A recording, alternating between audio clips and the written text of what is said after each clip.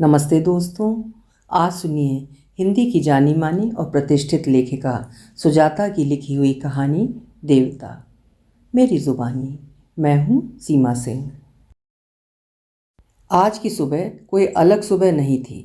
हमेशा की तरह सूरज की लालिमा समाप्त हो चुकी थी। सूर्योदय देखने की चाहत अधूरी रह गई। यह तो होना ही है। केवल चाहत रखने से क्या होता है? इसके लिए आलस से त्याग कर सूर्योदय के पहले उठना भी तो पड़ता है। सामने की खिड़की खोलो तो सड़क के उस पार चाय की दुकान पर अच्छी खासी भीड़ जमा हो गई थी। एक इच्छा तो हुई, चाय बनाने से अच्छा है वहीं जाकर पिया जाए। पैर में स्लीपर डाल भी ली, लेकिन जाने का कोई उत्साह नहीं हो रहा था। उत्साह कैसे हो? आजकल जिसे देखो कम्युनिस्टों को देखते ही गाली देने पर उतारू नजर आता है। चाय वाला भी कम नहीं है, उन्हीं की हाँ में हाँ मिलाता है। सही कहते हैं दादा, अपने को कैडर बोलता है और गरीब चाय वाले के पैसे डकार जाता है। भगवान भला नहीं करेगा इन कम्युनिस्टों का। उधर से सत्तू वाला भी छौंक मारे बिना नहीं रहता। कम्युनिस्टों का भगवान भी कहाँ कुछ बिगाड़ पा रहे हैं। सब जगह की सरकार आती जाती है, किंतु बंगाल में तो लगता है ईश्वर के यहाँ से अपने नाम का पट्टा लिखवा कर ले आए हैं। उनकी सभी बातों का जवाब है मेरे पास, पर कौन मगजमारी करे। सोच कर चुप रह जाता हूँ। मन तो करता है कह दूँ, बेटा कैडर है तो ठेले लगाकर चाय सत्तू बेच रहे हो। दूसरे पूंजीवादी सरकार आएगी तब पता चलेगा, जब ठेले लगाने के लिए भी तरसोगे। जिसे कोस रहे हो उसी की सत्ता वापसी के लिए लगाओगे ईश्वर से गुहार। रसोई घर की हालत देखकर चाय पीने की इच्छा स्वतः समाप्त हो गई। चाय का सॉसपैन कल शाम से जो जला था अभी तक धुला कहाँ था? धोता भी कौन? माँ की चिट्ठी जब भी आती है बस एक ही जिद रहती है, अब बस विवाह कर ले, दान दहेज भी अच्छा मिल रहा है, फिर कब तक ऐसे खानाबदोश की तरह ज़िंदगी काटेगा? माँ से क्या कहूँ, कोई ढंग की लड़की दिखे तब ना। कलकत्ता जैसे महानगर में एडजस्ट करने योग्य भी तो होनी चाहिए। सीढ़ी पर शायद कोई चढ़ रहा था। सीढ़ियों पर आना जाना लगा ही रहता है। 10 परिवार रहता है, आना जाना लगा रहना स्वाभाविक ही है। पहले तो दिन भर सीढ़ियों पर झांकने में ही सारा समय व्यतीत हो जाता था। घर की सीढ़ी पर पदचाप सुनाई देने का मतलब ही है घर आने वाला कोई आगंतुक ही होगा। परंतु इस सीढ़ी ने इस ख्याल को पूरी तरह बदल दिया। पैरों की आहट सुनकर भी नहीं सुनाई देती। अब जब तक कॉलबेल नहीं बजती कुछ सुनाई नहीं देता। आज कॉलबेल की आवाज़ ही बहुत देर बाद सुनाई दी। तभी तो दरवाज़ा खोलने पर डाकिया झल्ला रहा था। दादा, घोड़ा बेचकर सो रहे हो क्या? इतनी देर से घंटी बजा रहा हूँ। क्या करूँ भैया, रेलगाड़ी के पास रहने वाले लोग रेल की सीटी की आवाज़ के अभ्यस्त हो जाते हैं। दिन भर सीढ़ियों पर इतने लोग चढ़ते उतरते हैं कि उधर ध्यान ही नहीं जाता। डाकिया सीढ़ी से उतरते वक्त बुदबुदा रहा था।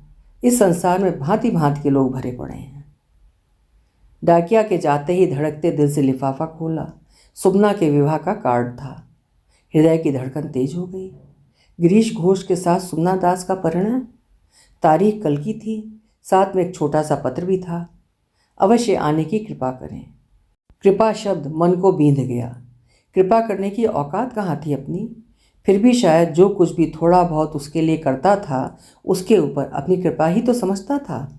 और हो सकता है मेरी भाव भंगिमा देख वो भी मेरी मदद को कृपा ही मानती हो। एक मन करता रहा जाऊं, जाकर देखूं सुमना दुल्हन के वेश में कैसी लग रही होगी, लेकिन नहीं जा सका। कोई निर्णय ही नहीं कर पाया। निर्णय लेने के लिए द्वंद्व से बाहर निकलना बहुत आवश्यक होता है। न द्वंद्व से निकला और न विवाह में जा सका।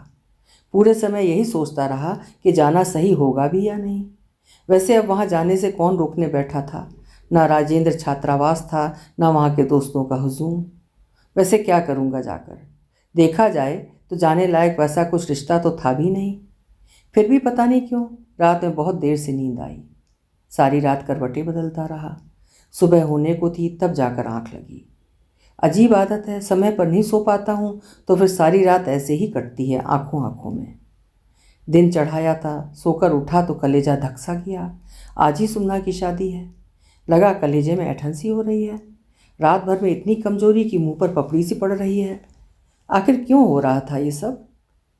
शाम हो गई, ऑफिस भी नहीं गया, दाढ़ी तक नहीं बनाई, चाय की प्याली रखी रखी ठंडी हो गई। ऐसा क्यों हो रहा था कुछ समझ में नहीं आ रहा था। सोचा भी ना था सुमना की शादी से मैं क्यों इतना विचलित हो जाऊंगा। सोचता भी क्यों, मेरे मन में कोई बात होती तब ना। फिर शरीर क्यों बेजान होता जा रहा था। फ़ोन की घंटी टनटना रही थी। लपका। पता नहीं ऐसा क्यों लगा सुमना का फ़ोन होगा। गले का थूक अटकने लगा। वो क्या पूछेगी, मैं क्या बोलूँगा, परंतु एक शब्द भी नहीं सूझा। फ़ोन उठाया तो जान में जान आई। पार्टी ऑफिस से फ़ोन था। चटर्जी दादा का फ़ोन था। एक मीटिंग करनी है, उसी की व्यवस्था में लगने के लिए कहा। मैंने क्या उत्तर दिया मुझे स्वयं ही नहीं पता। दादा ने क्या सोचा होगा ये भी वही जाने, परंतु सुमना का फ़ोन नहीं होने से मन बुझ सा गया। पार्टी के काम के दौरान ही तो सुमना से भेंट हुई थी। सफ़ेद सलवार कुर्ता और काले दुपट्टे में सांवली सी सुमना जब पहली बार मिली थी तो एकदम सामान्य लड़की लगी थी। हाँ, आंखें जरूर बड़ी थीं, जिसकी पलकें खूब भारी थीं। जब नज़रें उठाती तो पलकें उठती तो ऐसा लगता जैसे सीप में रखा हुआ मोती। लेकिन आज तक कभी किसी को नहीं देखा उस सीप सी आंखों में डूबते हुए। डूबते हुए की बात छोड़िए, झांकते हुए भी किसी को नहीं देखा था। उसकी आंखों में कोई झांकता तब ना डूबने या ना डूबने की बात होती। मैंने उसकी आंखों में कभी झांकने की कोशिश कहाँ की थी, किंतु आज वही सीप सी आंखें मेरी आंखों के सामने से हट ही नहीं रही थीं। मानव स्वभाव भी कितना अजीब है।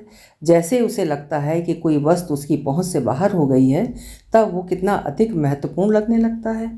रात भर उस सीप सी आंखों ने मेरी आंखों की नींद को चुराकर मुझे बेचैन बनाकर सालों पीछे ढकेल दिया था।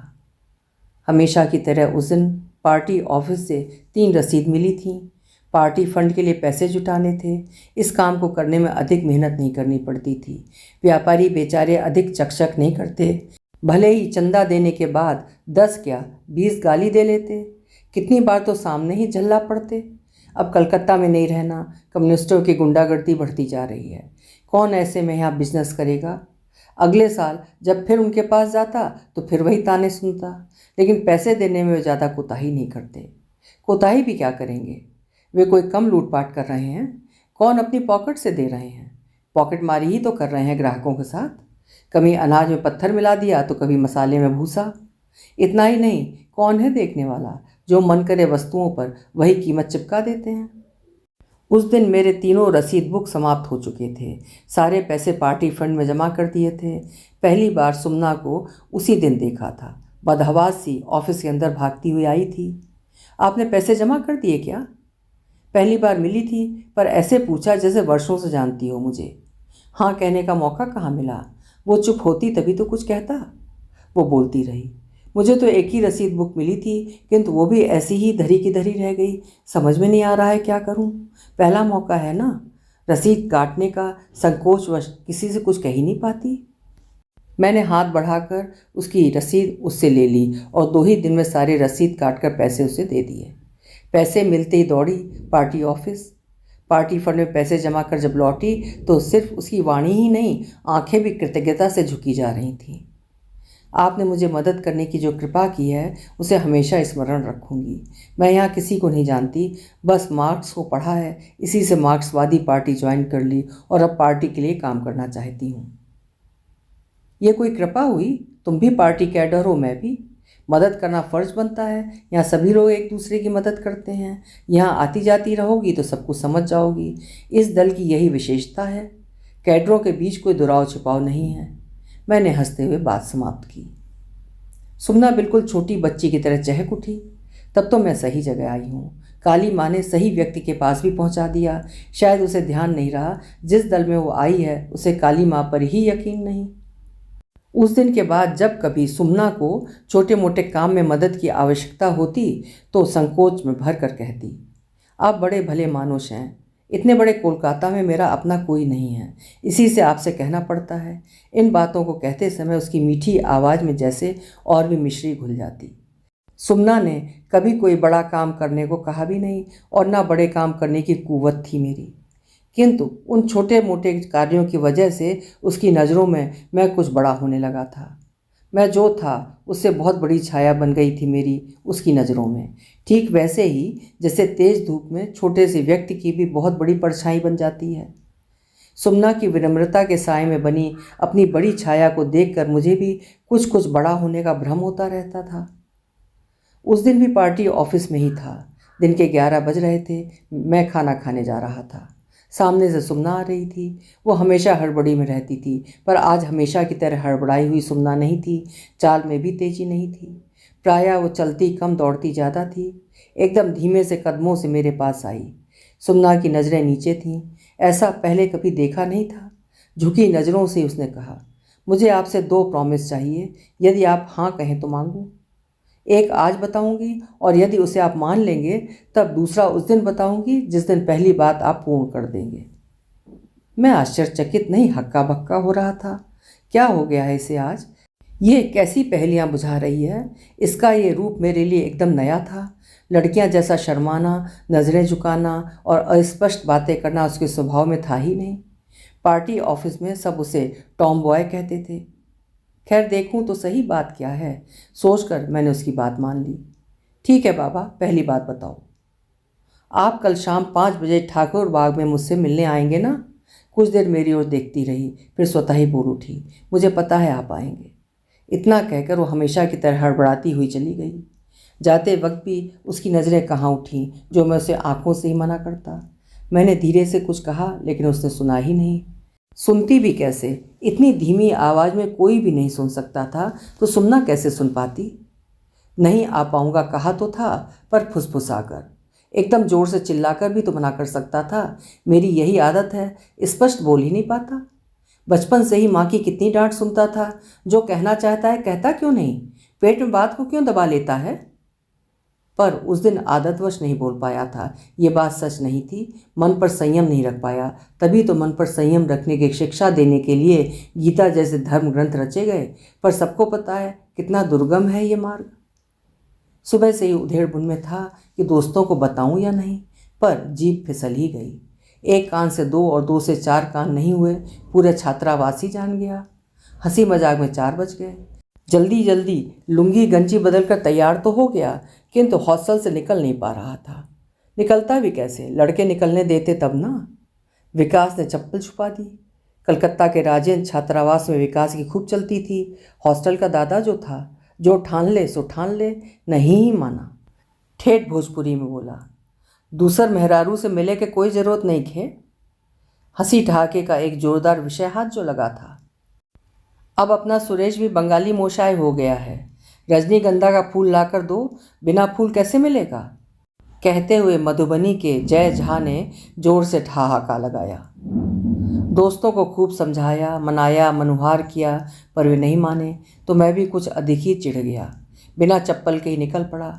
बिना चप्पल के निकल जाने का ये मतलब बिल्कुल नहीं था कि मेरा मन सुमना से मिलने के लिए बेचैन हो रहा था। बस जिद की खातिर, ना कि सुमना की खातिर। पिनक सवार हो गई थी, नंगे पैर ही चल पड़ा। पहुंच गया टैगोर पार्क। बेंच पर सुमना बैठी थी। आज उसने साड़ी पहन रखी थी, सफ़ेद साड़ी और लाल ब्लाउज़, पूरी आस्तीन वाली। मुझे देखते ही सिर पर पल्लू रखकर पल्लू के कुछ हिस्से को आगे से बांधकर मेरे आगे बैठ गई। सिर को जमीन पर टेक कर प्रणाम किया। मैं हतप्रभ था। इस तरह का प्रणाम तो केवल शरद चंद्र की नायिकाओं को ही करते देखा था, उनके उपन्यासों में। पूर्ण समर्पिता नायिका ऐसे ही तो प्रणाम करती है। मैं सुमना के प्रणाम करने के तरीके से अचंभित था। अभी तक उस अचंभे से निकला भी न था कि अपने थैले से उसने एक जोड़ी चप्पल निकालकर मेरे पैरों के आगे रख दिया। काम किया मैं। सुमना को कैसे पता था कि मैं नंगे पाँव आने वाला हूँ? मेरे शरीर के सारे रोंगटे खड़े हो गए। डर गया मैं, कहीं कोई जादू टोना तो नहीं जानती। उस दिन फेंकू जा कह रहा था, बंगाल की लड़कियां भी असम की लड़कियों से कोई कम जादू टोना नहीं जानती। मर्दों को भीड़ बना के पालतू बना लेती हैं। मैं इन बातों में विश्वास नहीं करता था, परंतु उस समय दिल अजीब ढंग से धड़कने लगा, जोरों से, धक धक धक धक। मेरे पैरों के आगे चप्पल रखे हुए थे। बहुत सुंदर चप्पल थे। कभी चप्पल को देखता और कभी अपने नंगे पाँव को। मैं पूरी तरह होशो हवास में नहीं था। दिमाग सुन्न होता जा रहा था। खुद ब खुद मेरे नंगे पाँव चप्पल में घुस गए। सुमना गदगद हो गई। उसकी आंखें भर आईं। सीप सी आंखों में आंसू के मोती ढलक रहे थे। आपने मेरी एक प्रार्थना सुन ली, अब दूसरी भी सुन लें। कहते वक्त सुमना संकोच से दबी जा रही थी, एकदम शरद चंद्र की नायिका की तरह। मैं भी चप्पल पहनकर आत्ममुग्ध हो रहा था, ठीक हिंदी फिल्मों के नायक की तरह। बोलो ना, क्या है तुम्हारी दूसरी इच्छा? मैंने भगवान शिव की तरह वरदान देने की मुद्रा में मुस्कुराते हुए पूछा। कांपते होठों से सुमना ने कहा, अपूर्व संसार देखने की इच्छा है आपके साथ, बहुत दिनों से ख्वाहिश है आपके साथ इस फिल्म को देखूं। चलेंगे ना? टिकट मैं ले लूंगी। इतना कहकर सुमना चुप हो गई। हमेशा हड़बड़ाने वाली सुमना शांत थी, पर उसकी बात पूरी होते ही मैं ही एकदम से हड़बड़ा सा गया। चारों तरफ नजर घुमाकर देखा, किसी ने सुना तो नहीं। मुझे लगा अब चुप रहा तो न जाने कौन सा जलजला आ जाए। इसी से मैंने अपने बचपन की स्पष्ट नहीं बोलने की गंदी आदत उस दिन छोड़ दी। इतना स्पष्ट आज तक जिंदगी में बोला ही नहीं था। मेरे अंदर जितनी शक्ति थी उसे पहले अंदर खींचा और फिर बाहर लाया। उसके बाद पूरी ताकत लगाकर तेज स्वर में कहा, नहीं। मन तो किया था चप्पल निकाल लूं, किंतु पैरों ने ही साथ नहीं दिया और चप्पल पहनकर भागता हुआ वापस आ गया। उसकी ओर देखा तक नहीं। छात्रावास आकर ही होश में आया। कम्युनिस्ट होकर भी भगवान को पुकार रहा था कि छात्रावास में किसी से मुलाकात ना हो। हमेशा की तरह ईश्वर को नहीं सुनना था तो नहीं ही सुना। पूरी चांडाल चौकड़ी सामने जमी बैठी थी। छुट्टी के दिन थे, छात्रावास में सब फुर्सत में थे। जैसे ही मुझ पर नजर गई, एक जोरदार ठहाका गूंजा। मुझे गुस्सा आ रहा था। क्या जरूरत थी नई चप्पल लेने की? पैसे ज़्यादा हो गए हैं क्या? चप्पल हमेशा के लिए थोड़ी ही ली थी। बोल देता उसके पास नहीं जाना है तो दे देता, लेकिन गया क्यों नहीं? जाता ना, देखता ना क्या कह रही थी, हम लोग भी तो सुनते तुम्हारी प्रेम कहानी। छात्रावास पहुंचते मेरी रोनी सूरत देखकर विकास ने कहा, क्या जाता? पता है मुझे ऐसी लड़कियों के बारे में, लड़कों को अपना शिकार समझती हैं। ऐसी लड़कियों से दूर ही रहना चाहिए। ये भी कोई चालू लड़की होगी? मेरे ऐसा बोलते ही छात्रावास ठहाकों से बहुत देर तक गूंजता रहा। साला इतनी जल्दी समझ गया? पूरा घाघ है। मुझे लगा था अब तू भेड़ बनकर ही लौटेगा। फेकू ओझा के वक्तव्य ने ठहाके को जीवंत बना दिया। 3 साल हो गए। छात्रावास भी छूट गया, विकास और फेकू भी छूट गए सभी संगी साथी, और साथ ही छूट गया सुमना की यादें।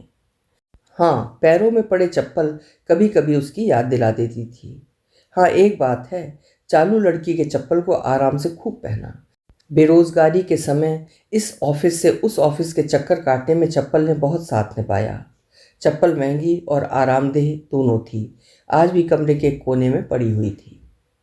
पता नहीं क्या सनक सवार हुई जो इतने दिनों कोने में फेंकी हुई इस चप्पल को निकाल कर झाड़ने और पोंछने लगा। इतने दिनों से उपेक्षित पड़े चप्पल को चमकाकर मन ने क्या पाया पता नहीं, पर मन कभी कभी पागलपन न करे तो व्यक्ति असंतुलित नहीं बन जाएगा। इसी उधेड़बुन में दूसरा दिन भी कट गया, पर रात को जल्दी ही नींद आ गई। सवेरे नींद टूटी तो मन हल्का था। बेवजह ही 2 दिन परेशान रहा। दफ्तर में भी बहुत काम पेंडिंग पड़ा था। एक दिन की अनुपस्थिति भी प्राइवेट नौकरी में बड़ी महंगी पड़ती है। अब 2 दिन का काम एक दिन में ही करना पड़ेगा। चाय बनाने की इच्छा नहीं हो रही थी, पर बनानी तो थी ही। चूल्हा जलाते जलाते यही सोच रहा था, अब माँ को लिख ही दूंगा कि खाने पीने की तकलीफ हो रही है। बेचारी माँ खुश हो जाएंगी। कॉल बेल लगातार बजती जा रही थी। उबलती चाय को उतार कर दरवाज़ा खोलने दौड़ा। जिसकी कल्पना भी न की थी वो सामने खड़ी थी। सीपी सी आंखें आज और भी खूबसूरत लग रही थी। 2 दिनों से जिन आंखों में तैर रहा था आज उसमें डूब ही जाता यदि सुमना ने ना टोका होता। यही हैं जिनके बारे में बताया था। सुमना ने मेरे पैरों पर झुकते हुए अपने पति से कहा, पहली ही भेंट में सुमना ने आपका जिक्र किया था सर। विवाह मंडप पर भी सुमना को आपका इंतज़ार था। जब आप नहीं आए तो उसने अपनी इच्छा व्यक्त की कि आपको प्रणाम करने के लिए वो यहाँ आना चाहती है। मुझे भी उत्सुकता हुई कि देखूं तो सही आखिर कौन है वो व्यक्ति जिससे मेरी पत्नी देवता मानती है। गोरे चिट्टे सौम्य से दिखने वाले गिरीश घोष ने सुमना की ओर प्रेमिल भाव से निहारते हुए कहा, इससे ज़्यादा मैं सुन नहीं सका, सुन भी नहीं सकता था। सुनता भी क्या, सुनने का सामर्थ्य भी कहाँ था। कितना फर्क था उसमें और मुझ में।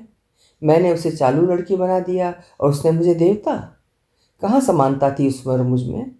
आज अपनी ही नज़रों में कितना गिर गया मैं। कैसे मिला पाऊंगा अपने आप से नज़र। सुमना मुस्कुराती रही, हंसती रही, बातें करती रही। गिरीश घोष उसका साथ देता रहा। पर मैं क्या बातें करता। देवता कहाँ बोलता है। उसके नसीब में पत्थर की मूर्ति बनकर रहने के सिवा और दूसरा क्या विकल्प बचता है। अभी आप सुन रहे थे सुजाता जी की लिखी हुई कहानी देवता। उम्मीद है ये कहानी आपको ज़रूर पसंद आई होगी। कल फिर मिलेंगे। हिंदी साहित्य के प्रत्येक पीढ़ी के लेखकों की रचनाएं, कहानियां सुनने के लिए मेरे चैनल्स को सब्सक्राइब जरूर करिए, लाइक करिए और अपने साहित्य प्रेमी मित्रों के साथ शेयर भी करिए। बहुत बहुत धन्यवाद।